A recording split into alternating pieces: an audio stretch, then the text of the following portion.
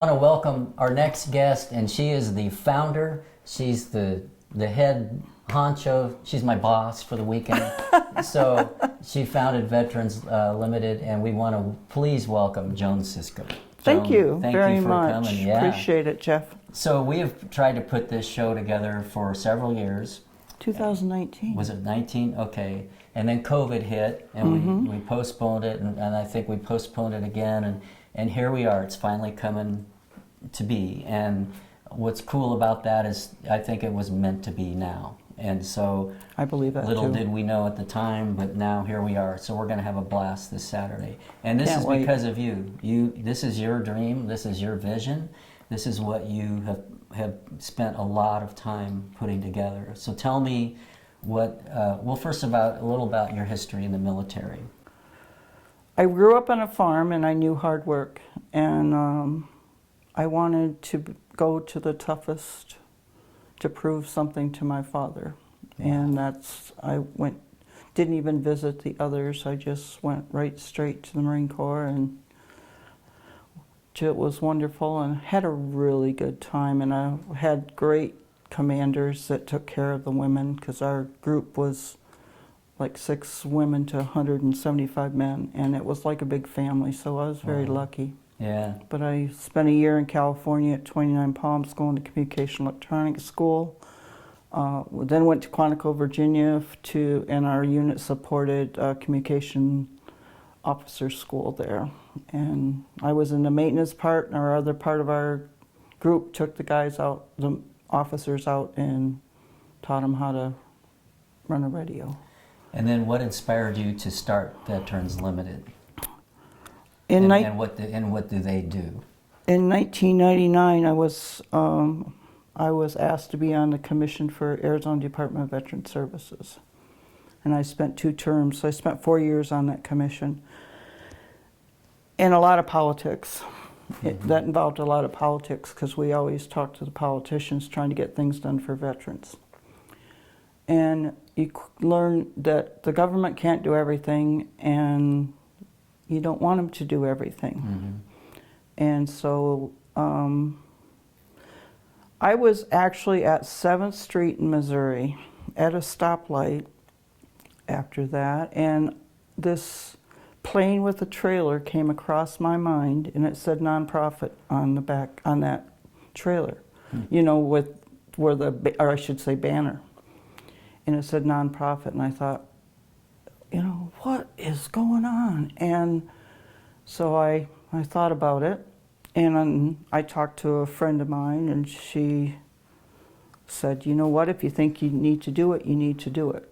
And I feel that God led me to that, because I knew nothing about a nonprofit, nothing.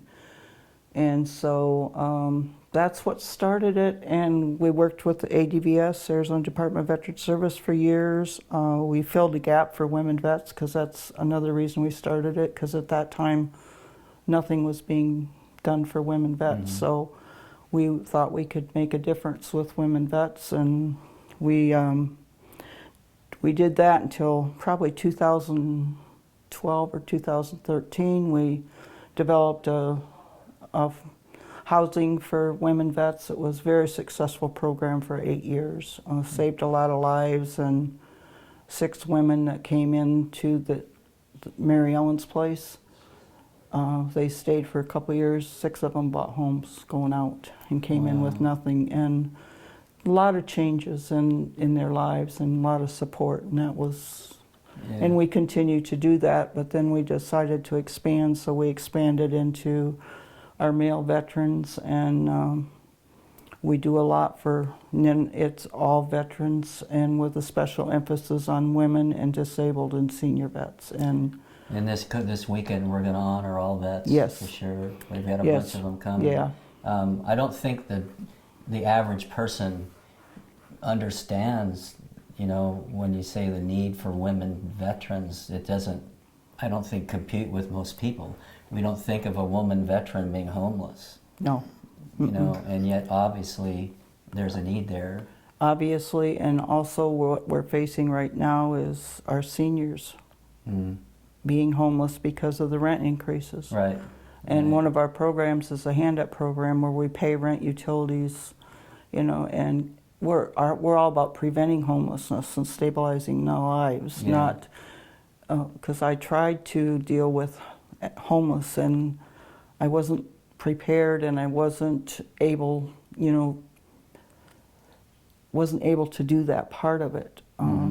And so we just decided that we're just going to prevent it. And with that program, we give food and hygiene and Wow. cleaning That's amazing. supplies, and we're very blessed with, we're totally community supported. Yeah. So what exactly do you guys do to help women veterans?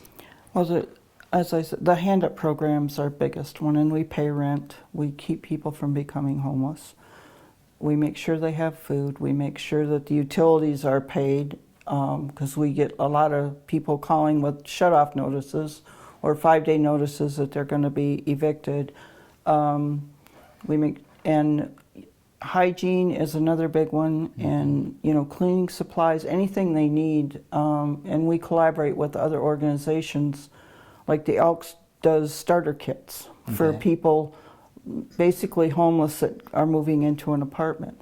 So we get those calls also. So the Elks donates those starter kits to us so we can give them to the veterans that need them. So we have emergency housing, which we pay for a hotel if somebody, lots of times it's on a Friday when they can't get services till Monday and they're family, so we put them in a hotel over the weekend and make sure the kids have coloring books and stuff to do, and that they have food and gas in their car.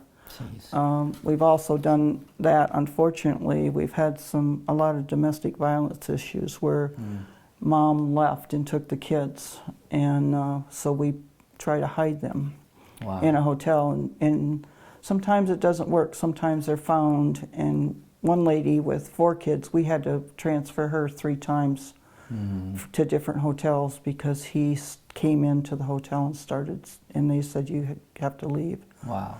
And so, we now have a senior veteran program. We have a current lieutenant colonel who was retired from the Air Force. She was a nurse her whole life. So she handles our senior veterans because she can tell them when, tell when they're in crisis. And that's Lieutenant Colonel Christine Verschott. And I used to do that, and it's so wonderful to have her to be able to do that because I'm not a medical person, and we go in and make sure they're not hoarding and they're not tripping, and their houses are kind of more than a path to get through, and so we kept through the whole time of COVID, we provided food to a lot of seniors and a lot of families, and the seniors, we didn't want them going outside. Because we didn't want them getting sick. So we had probably 15 volunteers that would come every week, and we had the government paid the farmers for milk, for dairy products and vegetables, and we had a company that would drop, we usually got 100 boxes of each, drop it in our office parking lot. And then we had people that would pick it up, and everybody had delivery where they were going, and for 2 years we Amazing. And so that kept people, and then we would do perishable foods because go with that. You all, to me, are like I talk about on our concerts. One of the songs I wrote, which we'll play this Saturday, is called "Angels Watching Over Me." I've heard it. It hit number 13 on the charts last year, and I talk about heavenly angels, but I also talk about earthly angels. There are people that give, they're the ones running into the fire while others are running out. That's a servant's heart, and that's what you are, and you and Jean and all these people that do what you do, because it's so far above and beyond what most humans do, and we just can't thank you enough. Well, thank Seriously. you. I can tell you though, Jeff, that we've got a great board of directors. We've got great people. We have a very small staff, but everybody is wonderful. And if we need anything, all I have to do is make a phone call. Yeah. No matter what it is. It's a team. It is. And that team includes this community, and we're so blessed with that.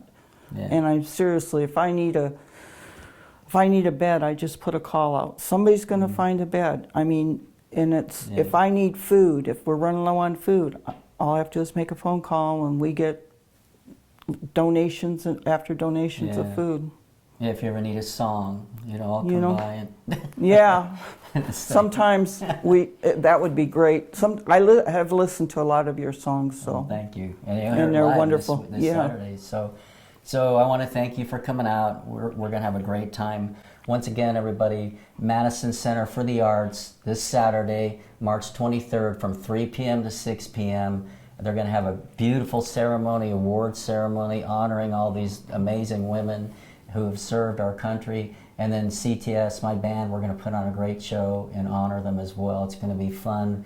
Our website is www.veteransfirstltd.org, or they can call me at 602-841-7663. Come on out. We'd love to see you. It's the cost of a movie ticket. So rather than going to Harkins that night, just come on out and meet some living history. We want to thank you for joining us today, and hopefully we'll see you Saturday.